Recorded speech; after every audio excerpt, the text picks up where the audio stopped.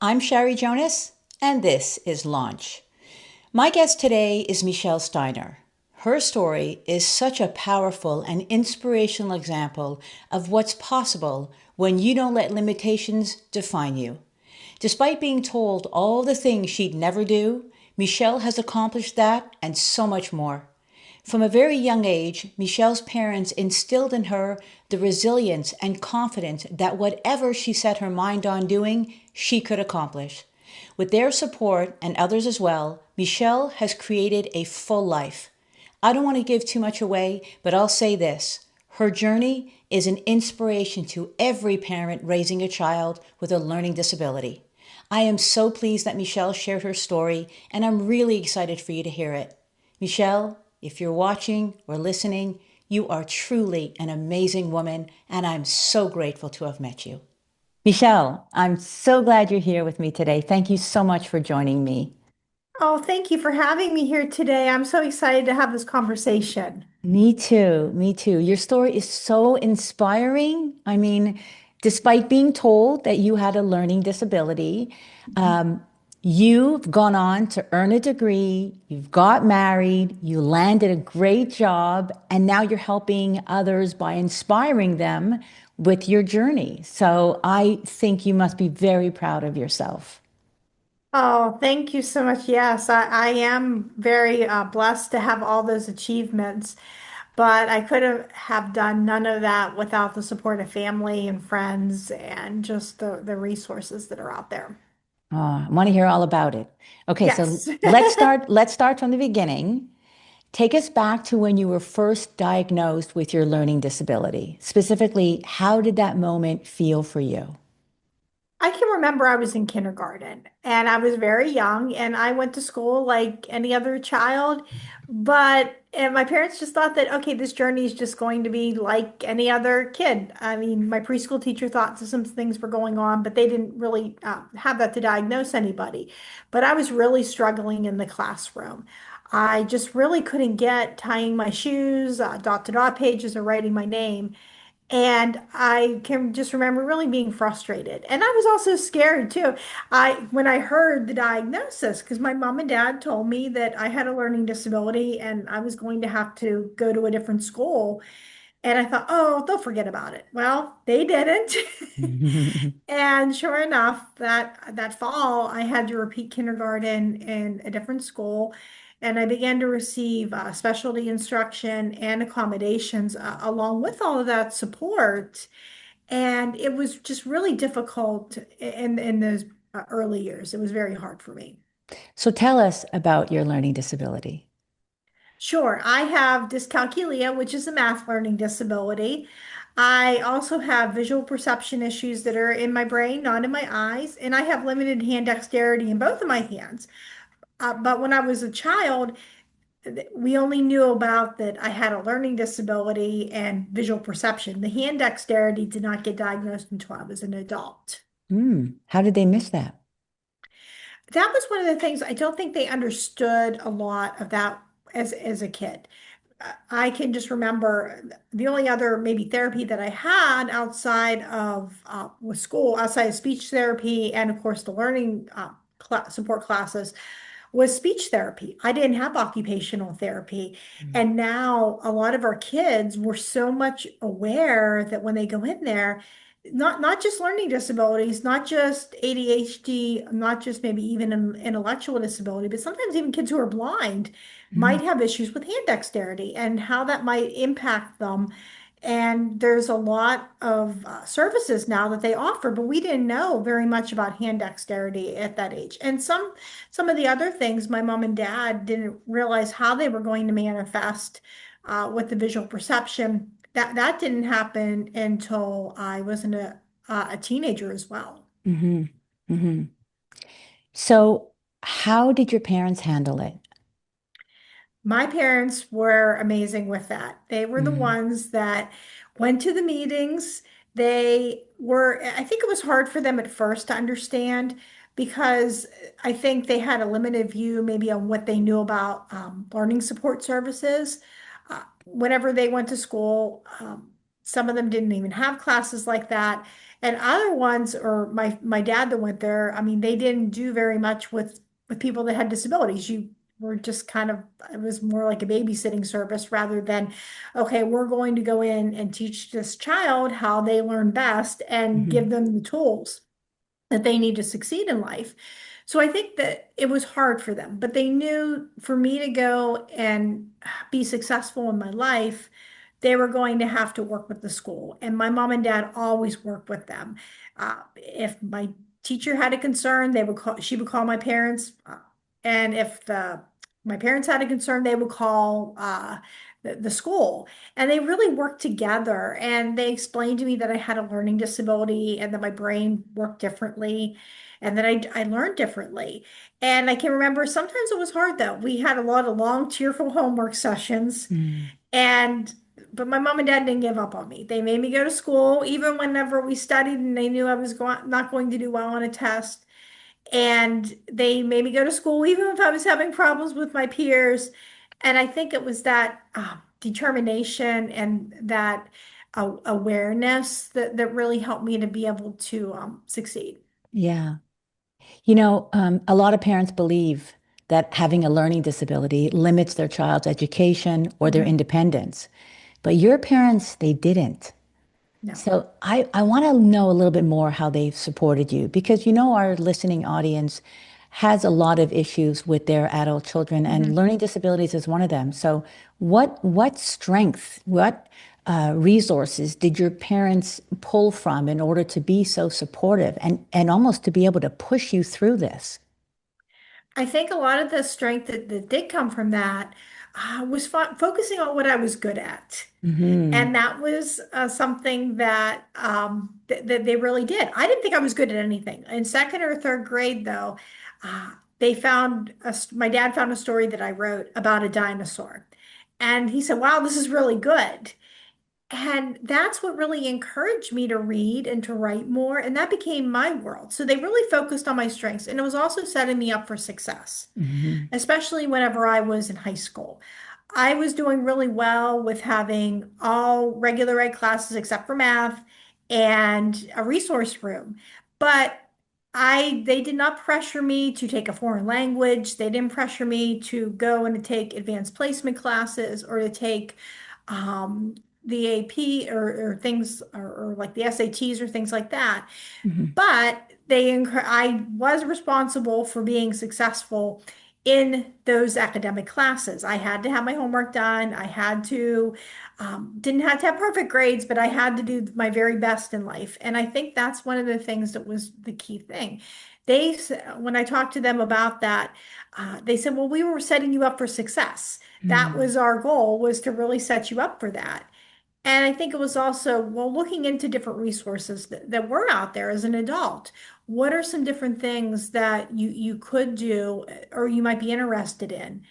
And I can remember there was one time where there was maybe a concern. Well, what was I going to do after I was done with school? Right. And I can remember somebody saying, "Oh, well, maybe get on SSI." And my dad said, "I don't want my child on that unless she needs it." And I have not utilized that.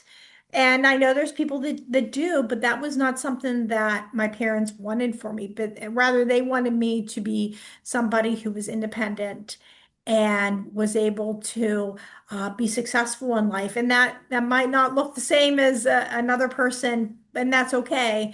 But as long as I was trying my best, then that was all right. Ah, I love your parents.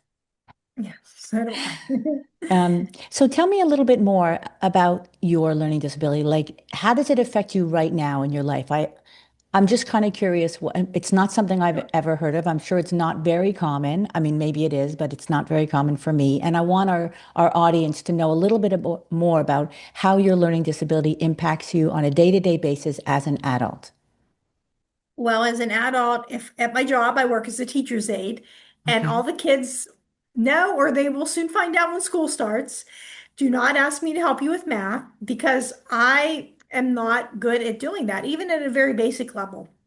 I can do it somewhat at a basic level to get by, but I'm not really able to teach anybody else. I was even working in a first grade classroom, and spoiler alert, got a problem wrong, and I had a little girl that said, "Why did you get this wrong?" And I said, "Okay, I'm not that great at math." And she goes, "There's grown-up school for that." And I'm like, Oh. "Oh, we tried that." I work with seventh graders in middle school, and it's beyond what I can do. So I'm very much an advocate that I cannot help you with that. There's other things I can do, but not that.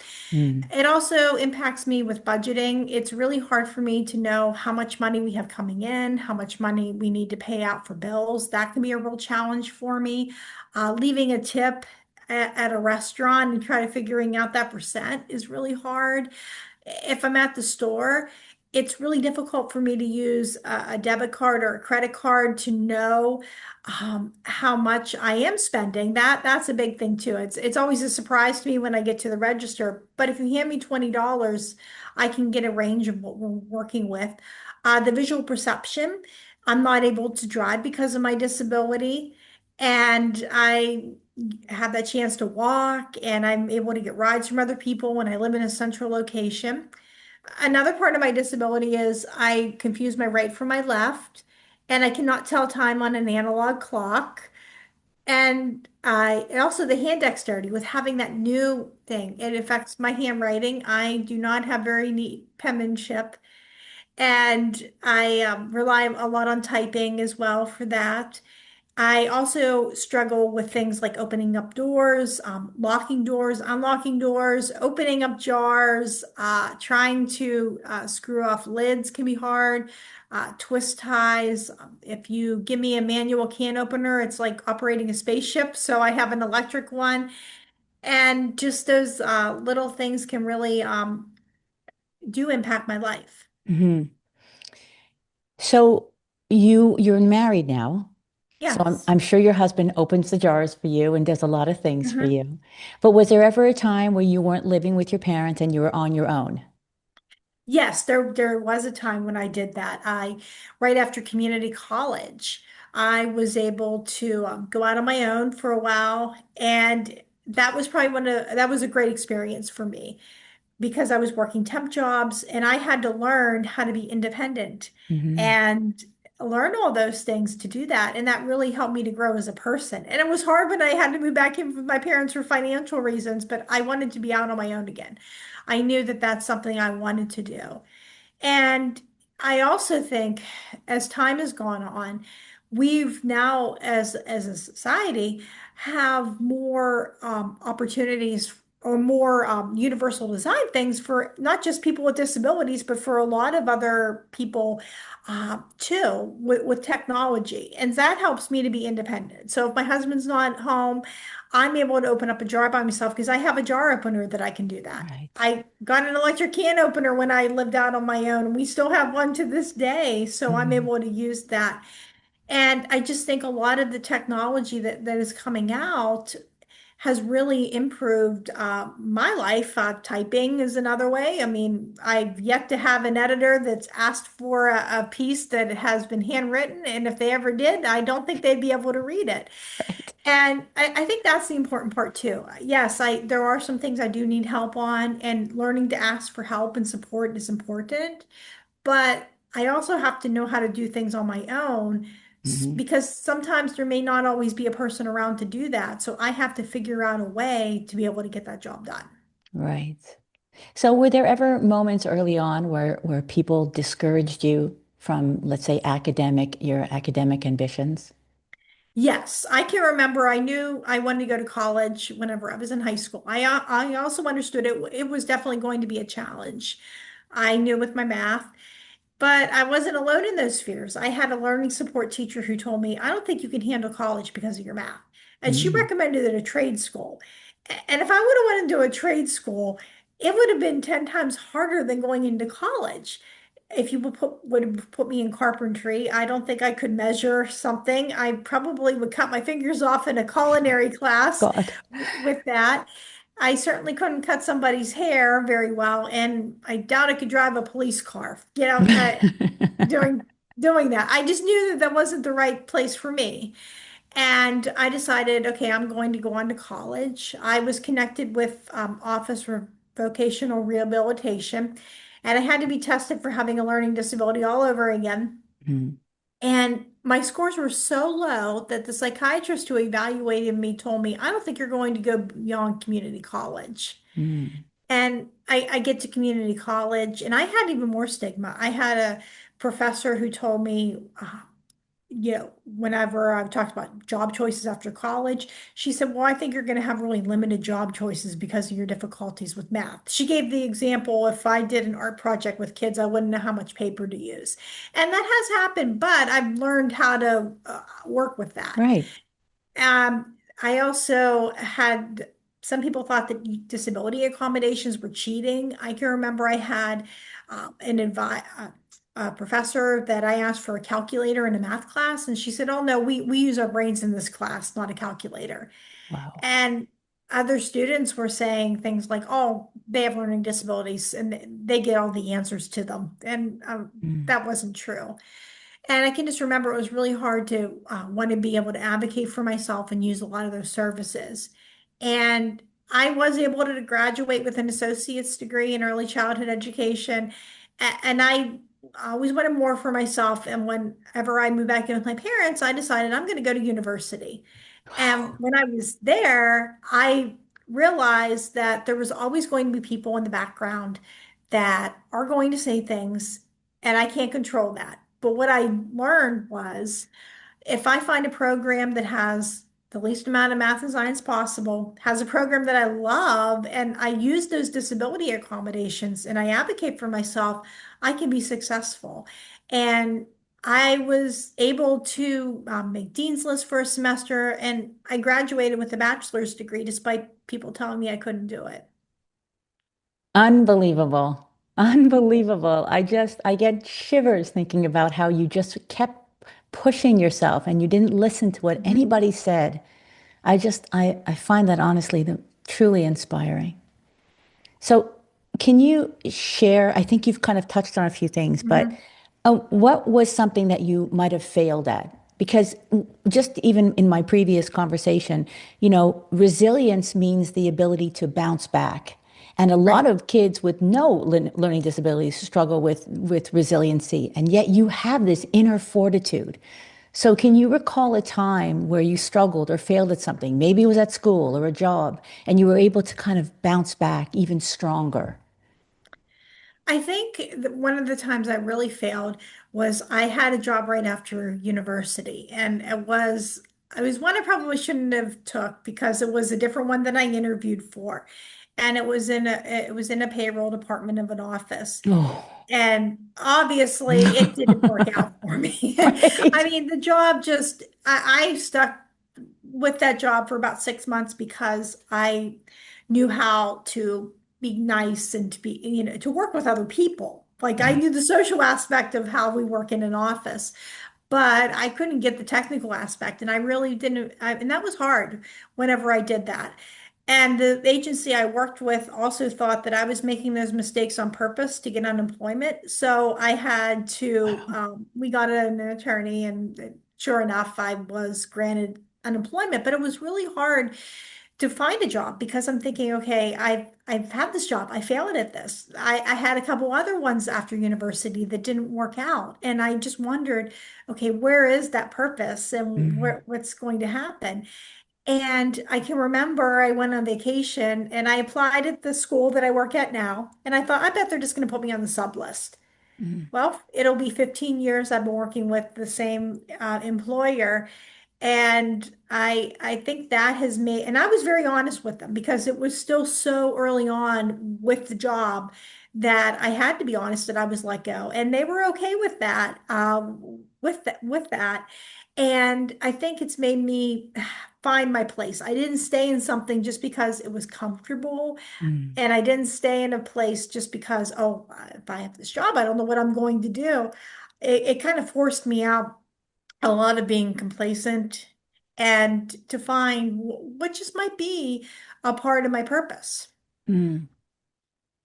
Incredible. So tell me exactly, because I'm getting I'm getting a sense of what your job is, but tell me what you do every day. Sure. I'm a paraprofessional, a teacher's aide. So what I do is I go into the classroom and I help to assist the teacher in running the room. I also help work with students that just can't get a concept. I help to reinforce some of whatever the teacher is doing. And then sometimes it is clerical work. Sometimes it might be just helping a student to with helping them get to like work from point A to point B. Sometimes that can be a thing. But I also show my students how to advocate. I think that's a big thing too, Mm. because a lot of times I'll have a student and they're afraid to ask for help. And it's like hearing a recording of myself at that age. I hate having my disability. I wish I didn't have it. And I get to be that reassuring voice that tells them it's not a bad thing to have a disability. And I show them how to ask for help. And a lot of times they're like, well, I'm afraid to go up to the teacher. I don't understand what's going on. And I say, well, I'll go up with you, but I need you to ask for help. And before you know it, you have students that are not afraid anymore. They're asking for help. They're asking for that support. And I often say, my students one day will leave me, and I hope they achieve everything that they want. But for so many of them, their disability is going to stay. And Mm. it's so important that with that they know how to handle that and they know how to advocate for themselves. And you teach them that. Yes. Ah, what a gift. What a gift. I was just because I was going to ask you, like, how has your personal experiences shaped how you teach your kids? And I can see that you obviously just have this incredible level of empathy, but you also don't let them, you almost do to them or for them what your parents did for you. Exactly, because that's what I definitely try to do. I try to really encourage them because sometimes I'll hear from a lot of my students, oh, I'm on this medicine. I don't need to be in this class. And I'll say, well, that medicine you're on is a good thing, and it'll take you to but it's only going to take you so far. You're the one that has to put in all the hard work along with it. Mm. And other times, students might say, well, I can't go to college because I'm not very smart. And I say, well, college, I think you are smart. College might be an option, or it's whatever you want to do in your life. You have to make those decisions for what you want. And I'll even have students that'll tell me, why do we have to learn this? And I'm not somebody that tells them, oh, yeah, you're going to use this in your everyday life because I don't know if they are or not. Right. But what I'll tell them is, I'll say, well, when you're an adult, you may decide you're not going to use this. But right now, but right now you need to do this. And when you become a grown up, that'll be your determination on what you want to make out of it. Hmm. So, what skills, strengths, hobbies do you lean into most? And how did you cultivate those? Some of the things I love to do are reading, writing, and photography are some of those things that I love to do. And I can remember developing a love for reading and writing from my family very early on. My dad would read me a story every night when I was little, so I learned to love books. And people would say, "Oh, that I read with such expression," and they really wanted to encourage that in the schools. And I love to do that. And then I also love to write. Writing was always a big thing for me. It became my world, especially when I was being bullied because I also struggled socially. And Mm. then whenever I was a teenager, I found a group outside of our school district that was an arts group. And I started to write for their newsletter and participate in other activities. And I found that acceptance. I could shed that layer of being an outcast that followed me. And then I also found an adult writing group outside of that group once I transitioned out of there. And the people in that group were just a couple years older than I am, and they really encouraged me to write about having a disability. And I thought, oh no, I'm not going to write about that. That's way too personal. And I wrote some really bad poetry and some other things that I wouldn't want to read today. But and then the photography was also really encouraged as well. I can remember there was an older woman who saw my pictures from prom, and I took a picture of a tree, and all my peers asked me, well, why did you take a picture of a tree? And this woman looked at it and said, ah, this shows perspective. Mm. And she could see that potential before I could. But I put that on the shelf for a while. I also had other friends who were like, oh, yeah, you're an artist. like, I can't draw. I can't draw a straight line. I mean, and they said, you can do it. You just have to find what you're good at. Mhm. Or, I mean, you can do it. You just may not do one thing particularly well. So I put that on the shelf until many years later, my husband and I were at a wedding and we stopped at a cemetery and I took a picture of an angel. And I posted it online, and I had a friend that said, "Wow, this is really good." Now, my friend who said this was very particular about things. Mm. And if she said something was good, she really meant it was good. And I entered it into an art show and I got an honorable mention. And that just Nice. encouraged me to be able to enter more shows. And also, I started to notice that when I'm not driving, I get that chance to stop and smell the roses. And I Mhm. can notice details that other people will miss. And people will say, "Will you bring out the details of a flower?" And that I would miss. And I'll take that picture and I'll be able to post them on social media. And I also have a blog called Michelle's Mission where I do my writing. And I also post a lot of pictures from my walks and things that I see. Hmm. You know, it's funny, you mentioned something about how it helped you to create or seek out a community. Hmm. And I'm a big proponent of, young adults getting out of their house and or their room and finding, people out in the world Hmm. that they can connect to because I do feel so strongly about community and connection. And I see that it really did serve you well. But how did you know? How did you have that inner, like that self-awareness and that fearlessness to go out there? Well, I knew that the people that I was in high school with were not going to be the most of them. I mean, there were some very nice people that I did go to school with too, a few of them. But I understood there wasn't that connection. So I realized I could join clubs, I could do a lot of things, and that was okay, but I wasn't really going to be able to find who my people were, who my tribe Mm-hmm. was You tribe. outside of that. So I started to look for resources outside of school. And I can remember my dad found the adult writing group because he heard about it on the radio at his job or somewhere.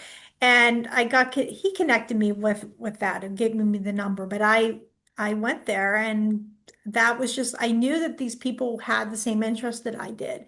And we could form a bond and we could form a connection. And 30 some years later, we still meet once a month to talk about our writing and we're in each other's lives. And I think it's looking out for what resources are in your community is so key. Finding if you like art, finding where art places are. That's where I met my husband was at the art center. Wow. Um, Totally unexpected that we met. If you like to write, sometimes local libraries have places with that. But there's also other things people can do too. If you like sports, I mean, contacting maybe your YMCA which I'd love to go there and work out as well. But I mean, they have a lot of sports programs, or seeing maybe if there's like a ball field or maybe an indoor gym or something that you might do. Or if you like video games, seeing if there's places where you have like meetup groups. And as much as we definitely love getting out too, sometimes it's also, I found a lot of places online with people that had disabilities that I can connect with as well. Right. And I think that's a good option to do too. Hmm. Was there a specific turning point in your life that you can reflect on that made such an impact on you? I think one of the biggest turning points had to be whenever I was in school, I had a student teacher who believed in me. She told me that I could go to college. And I was so amazed when I heard that. I thought, college, isn't that for smart people? And she said, you know how to study. And then I was really amazed she told me that there were people that had learning disabilities that were at university and were taking remedial classes. And I, that is what really gave me all that hope. I don't remember what her name is, Mm. but I certainly remember when things got really hard at school, that's the voice that I heard in the back of my head that I could do it. What? I always want to leave parents with Mhm. some actionable steps, suggestions, tools that they can take away from and apply when if they're in the same situation. Mhm. So, what are three things that parents can do or say to encourage and build confidence and resilience in their kids who are dealing with learning disabilities? One of the first things I always say is to focus on their strengths, focus on what they're good at, Mm, because everybody does generally tend to go to things that they like to do and they're good at. And the things that we're not so good at, we like to try to maybe not have to do those any more than we have to. So I think it's focusing. Well, what are they good at? I was good at reading, I was good at writing, so we went from that point. mhm, So I think that's it's having those strengths. I also think it's asking your child what their plans are.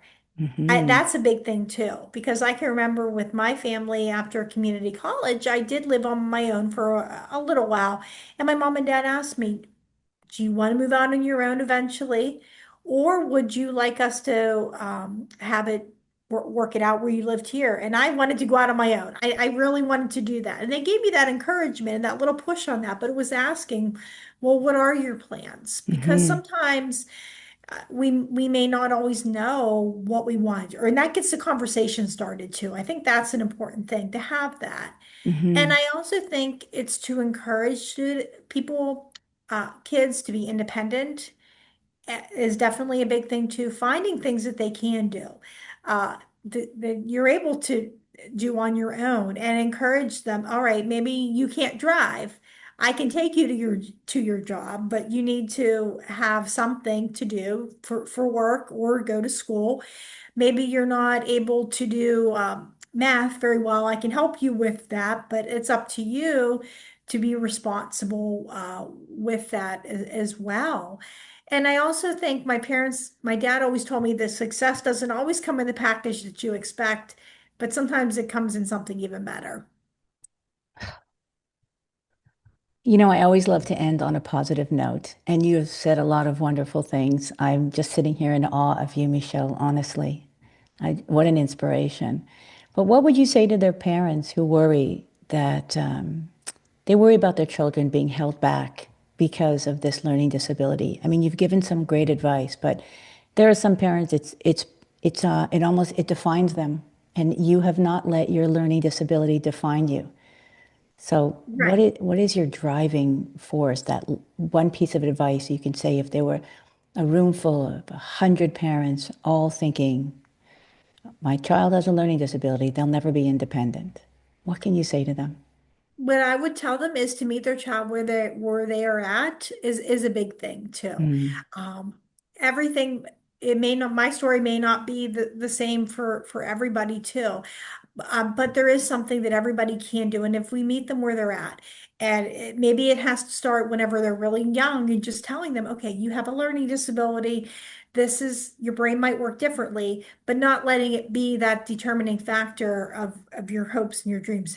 Encouraging them to be able to find a way with meeting them where they're at. For example, if somebody is wondering, well, what am I going to do with school? I know that there might be, I want to do this, but I don't know if I can go to college or I don't know if I can go to a trade school. It's meeting them where they're at and saying, all right, this is what you'd like to do. These are the programs that are out here that can mm, help you get to that point. right. And this is what, here's the reality of it. You may struggle with this, but think about having a plan on how you want to be able to go about that. Speaking of plans, dreams, goals, what's in store for you? What do you I have on would the definitely love to agenda? increase. Okay, yeah, I'd love to increase my blog. I think that's something as I go to be able to help other people. I would also like to be able to write a book on my own. I have stories published in two anthologies and a third one coming out this fall. But I would like to someday have my a book of my own as well. Oh, I think you have a great story in you. I Thank really you. do. Michelle, thank you so much for sharing your experiences with our listener. Your journey is such a powerful reminder that a learning disability is no excuse, no excuse. And it does not define you. It does not define what's possible for you. And the way you have built your life, I just, I'm honestly, I'm touched by your strength and fortitude. And I think you are going to inspire many parents. They're going to look at their kids through a completely different lens after today. Well, thank you. Yeah, I'm It's a so real glad we pleasure. had this conversation. I'm so glad you reached out. And I will put all of your contact information. I read your blog. I look at your artwork. I think you are Thank you. so truly talented, but there's nothing more inspiring than the person that you have become. So well done, Michelle. Well Thank done. you. Yeah. Thank you so much. Well, we'll be in, you know what? Reach out. Let's stay in touch. Let's see how things Yes. go. And again, honestly, thank you. I hope today's episode gave you valuable insights and actionable steps that will help you guide your young adult to launch successfully into adulthood. If you found this topic helpful, feel free to leave a comment and hit the subscribe button so you never miss an episode. Leaving a 5-star review helps us reach more parents who are dealing with the same issues. And if there's something you want to ask me, I invite you to join Launch Advice, my weekly publication where I answer one question from parents just like you. It's free advice that will appear in your inbox probably when you need it the most. Just click Launch Advice in the show notes and don't forget to email me your confidential question. And remember, no one ever said parenting is easy, especially when you're raising an adult. Talk to you soon.